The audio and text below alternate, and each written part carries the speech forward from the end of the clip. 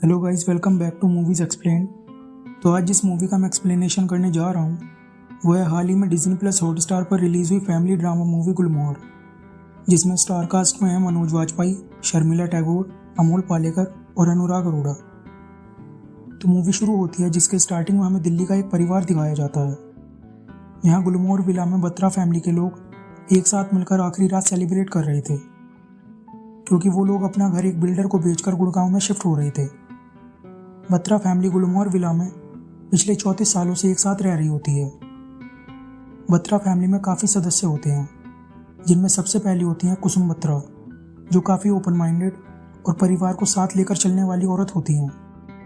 कुसुम बत्रा एक विधवा होती हैं, जिनके पति प्रभाकर बत्रा की पहले ही मौत हो चुकी होती है। दूसरे हैं अरुण बत्रा, जिन्होंने अपने पापा का बिजनेस आगे बढ़ाया और बहुत नाम कमाया। अरुण अपनी माँ से बहुत प्यार करते हैं और उन्हें ही अपना सब कुछ मानते हैं, लेकिन हम देखते हैं इनके बेटे आदित्य उर्फ आदि से अनबन रहती है, और उस अनबन का कारण होता है जनरेशन गैप, जो कि आजकल काफ़ी आम बात है। इनकी बीवी है इंदिरा उर्फ इंदु, जिन पर हर फैमिली की तरह घर संभालने और सबका ख्याल रखने की जिम्मेदारी होती है। अरुण और इंदु के 3 बच्चे होते हैं, आदित्य, अमृता और पायल। आदित्य एक कोडर होता है जो कि अपने ऐप के लिए एक इन्वेस्टर ढूंढ रहा होता है, लेकिन उसे कहीं से भी कोई रिस्पॉन्स नहीं मिलता, इसलिए वो हमेशा चिड़चिड़ा और परेशान रहता है। हम देखते हैं आदित्य की अपने पिता अरुण बत्रा से काफ़ी अनबन रहती है, इसलिए वो उनके साथ रहने की बजाय अपने और अपनी बीवी दिव्या के लिए एक फ्लैट ढूंढता है। आदित्य अपने पिता को अपने पैरों पर खड़ा होकर दिखाना चाहता है, इसलिए वो अपने आप को प्रूव करने के लिए उनसे अपने ऐप के लिए पैसे नहीं मांगता। आदित्य की बीवी दिव्या एक कंपनी में काम करती है और हमेशा आदित्य को आगे बढ़ने के लिए मोटिवेट करती है। आदित्य की बहन अमृता उर्फ अमू एक सिंगर होती है और गाने लिखती है, जो कि अपनी दादी की लाडली है, और उसका एक बॉयफ्रेंड होता है अंकुर, लेकिन वो उसे इग्नोर कर रही होती है। अरुण और इंदु की दूसरी बेटी पायल की शादी हो चुकी है और वो अपने पति समीर के साथ रहती है। आगे हम देखते हैं बत्रा खानदान में प्रभाकर बत्रा के छोटे भाई सुधाकर बत्रा भी होते हैं, और ये वही हैं जो हाल ही में रिलीज हुई फर्जी वेब सीरीज में सनी के नानू बने थे। गाइस, वैसे मैंने फर्जी वेब सीरीज को भी एक्सप्लेन कर रखा है, तो इस वीडियो के बाद आप उसका भी एक्सप्लेनेशन देख सकते हैं। तो मूवी पर वापस आते हैं। प्रभाकर बत्रा के छोटे भाई सुधाकर बत्रा एक बहुत सेल्फिश इंसान होते हैं, जो हमेशा अपने और अपने परिवार के बारे में सोचते हैं। साथ ही वो प्रभाकर बत्रा के परिवार कुसुम और अरुण को अपना नहीं मानते। सुधाकर बत्रा के परिवार में उनका एक बेटा होता है कमल, जो कि अपने पिता सुधाकर से बिल्कुल अलग होता है, और वो अपने तहेरे बड़े भाई अरुण को बहुत मानता है। कमल की नज़र में अरुण की फैमिली एक आइडियल फैमिली होती है, और वो अरुण और बाकी सबको अपना मानता है। कमल की बीवी होती है नीना बत्रा, जो एक काफ़ी चिल-आउट और खुश मिजाज औरत होती है। कमल और नीना का एक बेटा होता है किशोर बत्रा, जो कि एक कंपनी में जॉब करता है, लेकिन कमल और किशोर के बीच भी अरुण और आदित्य की तरह ही क्लैशेस रहते हैं। गुलमोहर विला में आखिरी रात सेलिब्रेट करते हुए कुसुम का दोस्त अविनाश एक गाना गाता है, और वो गाना मुझे पर्सनली बहुत अच्छा लगा, and I would recommend you all एक बार आप उस गाने को ज़रूर सुनना, क्योंकि आजकल के जेंजी कल्चर में ऐसे गाने बनने ही बंद हो गए हैं। गाने के दौरान सब लोग एंजॉय करते हैं, और बातों में इंदु नीना से कहती है कि इन बाप बेटों के झगड़े में वो फंस गई है। इस पर कमल अरुण को समझाता है कि आजकल बाप बेटों में झगड़ा कॉमन है। इसी बीच हमें घर की कामवाली रेशमा और वॉचमैन जीतू के बीच एक लव स्टोरी दिखाई जाती है, लेकिन जीतू कम पढ़ा लिखा होने के कारण रेशमा से कभी अपने प्यार का इजहार नहीं कर पाता। साथ ही रेशमा को पता होता है कि जीतू उससे प्यार करता है, और वो भी मन ही मन जीतू को पसंद करती है। सुधाकर के बार बार फ़ोन करने पर कमल पार्टी के बाद अपने परिवार के साथ वहाँ से चला जाता है। पार्टी के बाद कुसुम सबसे कहती है कि वो चाहती है सब लोग गुलमोहर विला से 4 दिन बाद होली मनाकर जाएं, जिस पर अरुण और इंदु कहते हैं कि कल सुबह पैकर्स आने वाले हैं और सब जगह तोड़फोड़ और धूल मिट्टी होगी, ऐसे में सबको परेशानी होगी, और साथ ही उन्हें होटल कैंसिलेशन भी करवाना पड़ेगा। कुसुम कहती है कि बस 4 दिन की बात है, उसके बाद तो सब अलग होनी ही है, जिस पर अरुण कहता है कि कोई अलग नहीं हो रहा सिवाय उसके पोते आदित्य के, जो उन सबसे अलग एक किराए के फ्लैट में रहना चाहता है। पायल और दिव्या अरुण को समझाते हैं, लेकिन अरुण वहाँ रुकने के लिए मना कर देता है। तभी कुसुम सबको बताती है कि उसने पौंडीचेरी में एक मकान खरीदा है और वो अब से वहीं अकेले रहेगी, जिसे सुनकर सब चौंक जाते हैं। अगले दिन हम देखते हैं कि बत्रा परिवार के सभी लोग 4 दिन के लिए गुलमोहर विला में रुक जाते हैं और पैकर्स वाले भी सामान पैक करने आ जाते हैं। तब सुधाकर कुसुम से मिलने आता है, जहां हम देखते हैं सुधाकर रेशमा के धर्म की वजह से उसके हाथ का पानी तक नहीं पीता। सुधाकर कुसुम से पूछता है कि अब ये क्या नया पौंडीचेरी में रहने का नाटक है, जिस पर कुसुम उससे कहती है कि उसने वो मकान अपने पैसों से खरीदा है और अब वो वहीं रहकर अपनी ज़िंदगी अपने हिसाब से जिएगी। इस पर सुधाकर उससे कहता है कि आज तक वो अपनी ज़िंदगी अपने हिसाब से ही जीती आई है। दूसरी तरफ इंदु अरुण को सुनाती है कि उसकी माँ ने इतनी उम्र में अकेले पौंडीचेरी में रहने का फैसला ले लिया और उन्हें एक दिन पहले बता रही है, क्योंकि अरुण खुद तो उनसे कभी कुछ पूछेगा नहीं। जिस पर अरुण उससे कहता है कि उससे पूछकर तो कभी किसी ने कोई फैसला नहीं लिया, ना ही उसकी माँ ने और ना ही उसके बेटे आदित्य ने। सुधाकर कुसुम को उसके ज़्यादा मॉडर्न और ओपन माइंडेड होने पर टॉन्ट मारता है कि वो अपने बेटे और बहू के साथ शराब पीती है और उससे कहता है कि अगर आज प्रभाकर वीर जी जिंदा होते तो गुलमोहर विला को कभी बेचने नहीं देते। आगे जीतू रेशमा का सामान पैक करवाने में मदद करता है। तभी वहाँ पर पैकिंग कंपनी का सुपरवाइजर इरफान आता है और वो रेशमा को देखकर पहचान लेता है, जहाँ जीतू और हमें पता चलता है कि इरफान और रेशमा स्कूल में साथ थे। इरफान को देखकर जीतू चिढ़ जाता है और इरफान उससे चेकलिस्ट पर साइन करने को कहता है, लेकिन जीतू के पढ़ा लिखा ना होने के कारण उससे साइन करना नहीं आता और रेशमा उसकी इज्जत बचाने के लिए उसकी जगह साइन कर देती है। इरफान और रेशमा को साथ खुश देखकर जीतू वहाँ से चला जाता है। गाइस, आप में से काफ़ी लोगों ने चैनल को सब्सक्राइब नहीं कर रखा, तो ऐसी और वीडियोस के लिए चैनल को सब्सक्राइब करना ना भूलें। आगे आप किस मूवी का एक्सप्लेनेशन चाहते हैं, do let me know in the comments. Meanwhile हम देखते हैं अरुण पूरी मूवी के दौरान एक ढाबे के किनारे चाय पीने आता है, लेकिन कभी खुद रोड क्रॉस करके नहीं जाता, बल्कि वहाँ काम करने वाले एक बच्चे से चाय मंगवाता है। दूसरी तरफ आदित्य अपने और दिव्या के लिए फ्लैट ढूंढता है, लेकिन उसे कहीं भी कोई फ्लैट सस्ता नहीं मिलता। आगे अम्मू अपने दोस्तों के साथ गाने की प्रैक्टिस करती है, लेकिन अंकुर को अम्मू का लिखा गाना पसंद नहीं आता। बट अम्मू की फ्रेंड दीपिका अम्मू को सपोर्ट करती है और अम्मू वहाँ से गुस्से में चली जाती है। जिसके बाद आदि दिव्या से मिलता है और उसे बताता है कि फ्लैट बहुत महंगा है, जिस पर दिव्या कहती है कि जब उन्हें फ्लैट पसंद है तब वो फ्लैट को फाइनल कर दे, वो कहीं ना कहीं से पैसों का जुगाड़ कर लेंगे। लेकिन आदि कहता है कि वो खुद कुछ नहीं कमाता और ऐसे में वो कब तक दिव्या से पैसे लेगा। उसे अपने बेरोजगार होने पर गुस्सा आता है, लेकिन दिव्या उसे सपोर्ट करती है और उसे आगे बढ़ने के लिए मोटिवेट करती है। इसी बीच आदि दिव्या को कुछ बोल देता है और दिव्या आदित्य से नाराज होकर वहाँ से चली जाती है। दूसरी तरफ रात को डाइनिंग टेबल पर कमल और किशोर के बीच झगड़ा हो जाता है, जिसमें कमल किशोर को आदित्य से कंपेयर करता है और उससे उसकी तरह किसी स्टार्टअप को ज्वाइन करने के लिए कहता है। जिस पर किशोर गुस्से में ये कह देता है कि उससे क्या कंपेयर करना जो खुद कुछ ना कमाकर अपनी बीवी और बाप के पैसों पर जीता है। किशोर की इस बात पर कमल उसे डांट देता है, लेकिन किशोर के दादा सुधाकर उसका पक्ष लेते हैं और कमल से कहते हैं कि अरुण और आदि उसके भाई प्रभाकर की कमाई पर जी रहे हैं। कमल सुधाकर से अरुण का पक्ष लेते हुए कहता है कि अरुण ने अपनी मेहनत से बिजनेस को आगे बढ़ाया है। तब सुधाकर से हमें पता चलता है कि अरुण प्रभाकर की गोदली औलाद है और अगर वीर जी अरुण को गोद ना लेते तब वो सड़क पर कहीं पड़ा होता।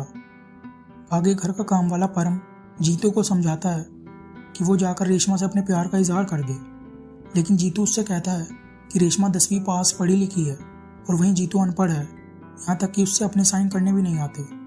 परम के जाने के बाद जीतू रेशमा को इरफान के साथ देखता है, जहाँ वो दोनों बहुत खुश होते हैं और जीतू उन्हें देखकर वहाँ से चला जाता है।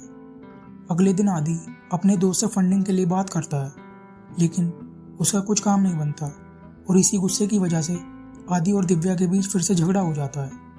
अंकुर इंदु को फ़ोन करके अम्मू से बात करवाने के लिए कहता है, क्योंकि अम्मू अंकुर को इग्नोर कर रही थी। इंदु देखती है कि अंकुर और अम्मू के बीच कुछ ठीक नहीं है और वो दोनों झगड़ रहे हैं। जिसके बाद कैब ना मिलने की वजह से अरुण आदि को ड्रॉप करने के लिए बोलता है, लेकिन आदि मना कर देता है, जिस पर अरुण के फोर्स करने पर आदि मान जाता है।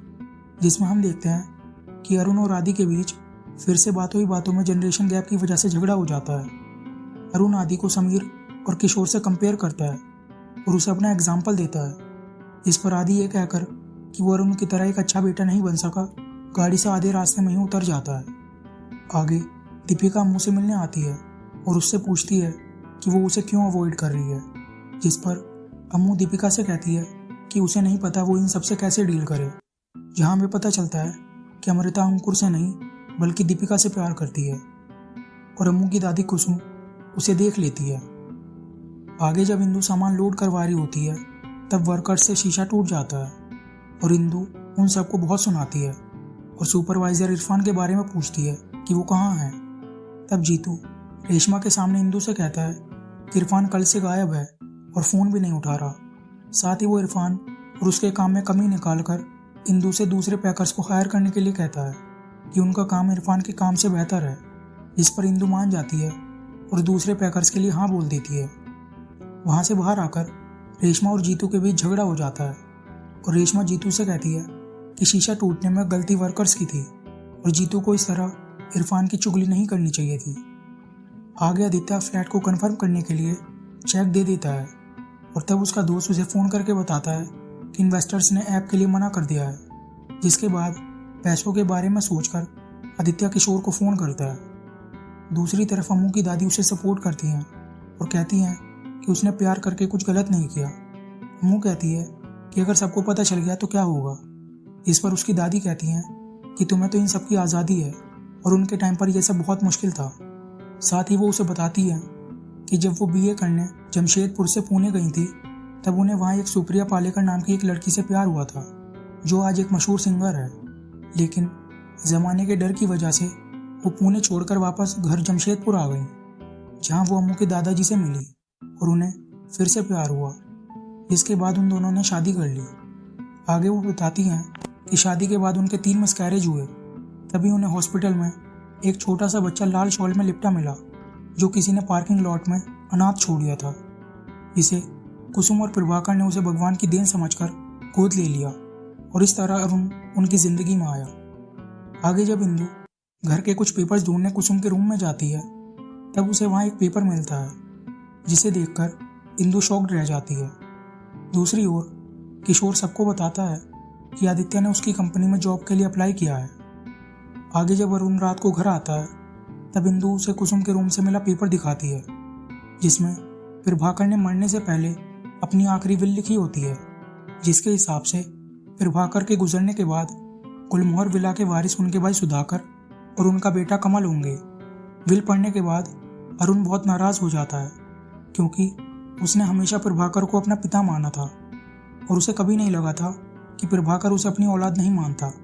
तब इंदु अरुण को हौसला देती है, जिसके बाद बाहर इरफान रेशमा से मिलने आता है, जहाँ जीतू और परम उसे अंदर नहीं आने देते और उनके बीच लड़ाई हो जाती है, जिस पर पूरा बत्रा परिवार इकट्ठा हो जाता है। इरफान जीतू को अनपढ़ कहकर उसकी बेइज्जती कर देता है, जिस पर जीतू कहता है कि उसे उन्होंने नौकरी से निकाल दिया है और उसकी जगह किसी और को हायर कर लिया है, इसलिए अब वो वहाँ से चला जाए।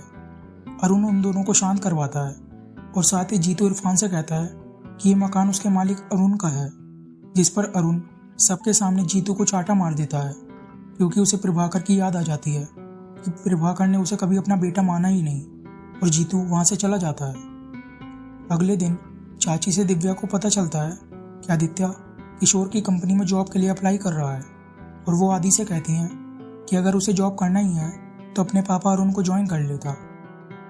आगे अरुण पूरे परिवार के सामने प्रभाकर की आखिरी विल को पढ़कर सुनाता है। प्रभाकर ने अपने पूरे होशो हवास में बिना किसी दबाव के अपनी आखिरी विल में लिखा होता है कि उनकी और कुसुम की खुद की कोई औलाद ना होने के कारण उन्होंने अरुण को गोद लिया था, इसलिए उनके मरने के बाद ये गुलमोहर विला वो अपने वारिस उनके छोटे भाई सुधाकर और उनके बाद उनके बेटे कमल बत्रा के नाम करते हैं। जब तक कुसुम बत्रा वहाँ रहना चाहती हैं वो रह सकती हैं और कुसुम के बाद वो मकान सुधाकर को सौंप दिया जाए। गुलमोहर विला पर उनके गोद लिए बेटे अरुण का कोई अधिकार नहीं है, जिसके 2 गवाह होते हैं, सुधाकर बत्रा और कुसुम बत्रा। विल पढ़कर अरुण इमोशनल हो जाता है कि उसके पिता उसे गोद लिया बेटा मानते थे। कमल सबको समझाता है और कहता है कि उसकी नज़र में इस विल के कोई मायने नहीं है और वो इस विल को नहीं मानता और कहता है कि ये मकान सिर्फ अरुण का है, जिस पर सुधाकर कहता है कि ये विल वीर जी ने अपनी मर्जी से लिखी थी, जिसकी गवाह कुसुम भी थी, और अगर किसी को विल से कोई ऑब्जेक्शन है तब वो उससे कोर्ट में मिलने के लिए तैयार है। सुधाकर कहता है कि अपना खून अपना ही होता है, और ये सुनकर अरुण वहाँ से चला जाता है।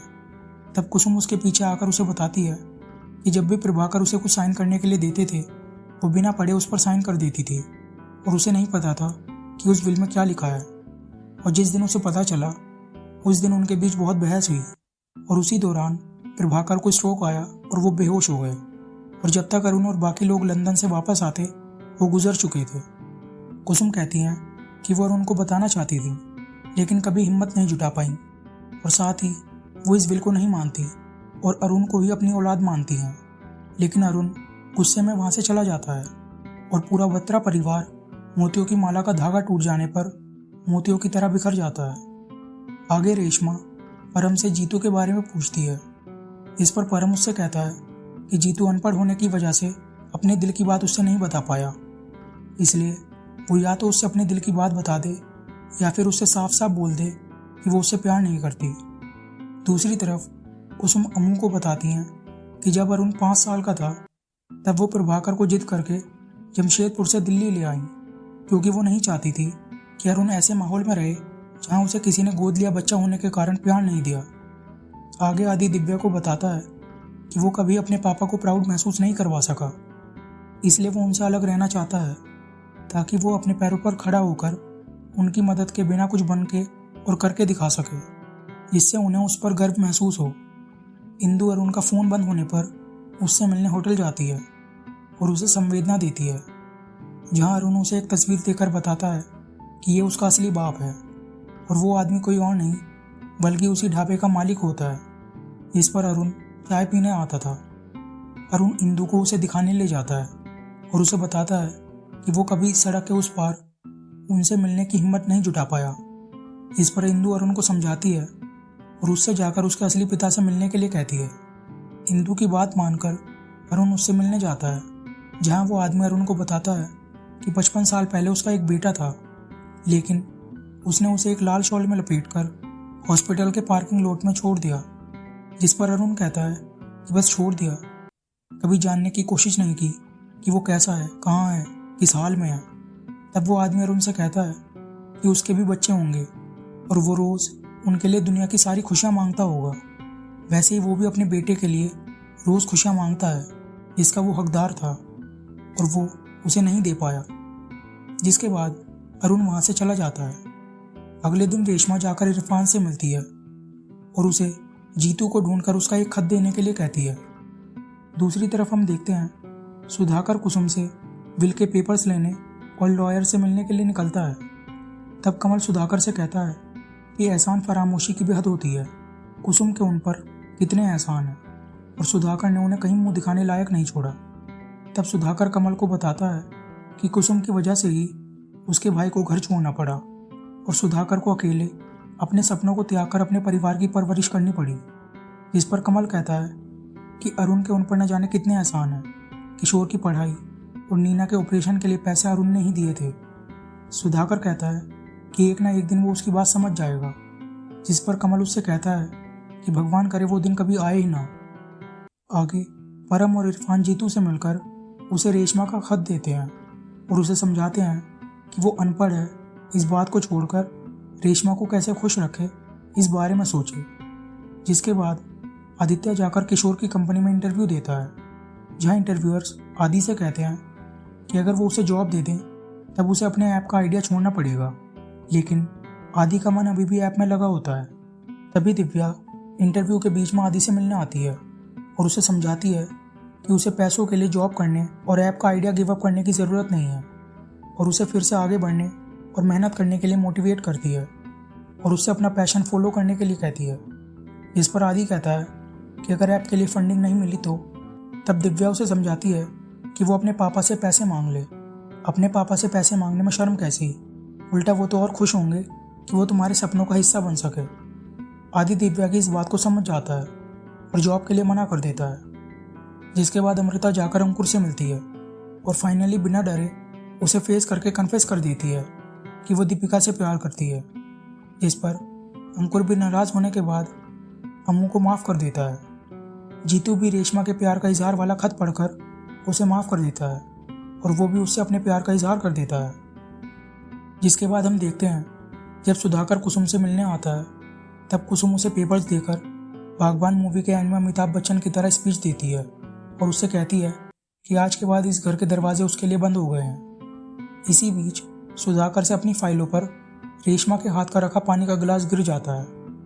मतलब जिस रेशमा को वो हमेशा अछूत मानता रहा, आज उसी के हाथ का पानी उसकी फाइलों पर गिर गया। जिसके बाद अरुण भी होटल से वापस आ जाता है और पूरा बत्रा परिवार मोतियों की माला की तरह धागे में पिरोकर फिर से एक हो जाता है और वो लोग मिलकर अगले दिन होली मनाते हैं, जहां अविनाश से अम्मू को पता चलता है कि सिंगर सुप्रिया पालेकर रिटायरमेंट के बाद पौंडीचेरी में रहती है, जिससे हमें कुसुम के पौंडीचेरी में मकान लेने का कारण पता चलता है। मूवी के एंड में एक बहुत अच्छा होली का गाना चलता है और इसी हैप्पी एंडिंग के साथ ये मूवी यहीं पर खत्म हो जाती है। इसके बाद आप लोग फर्जी वेब सीरीज का एक्सप्लेनेशन भी देख सकते हैं। गाइस, अगर आपको ये मूवी अच्छी लगी हो तो लाइक द वीडियो और चैनल को सब्सक्राइब करना ना भूलें।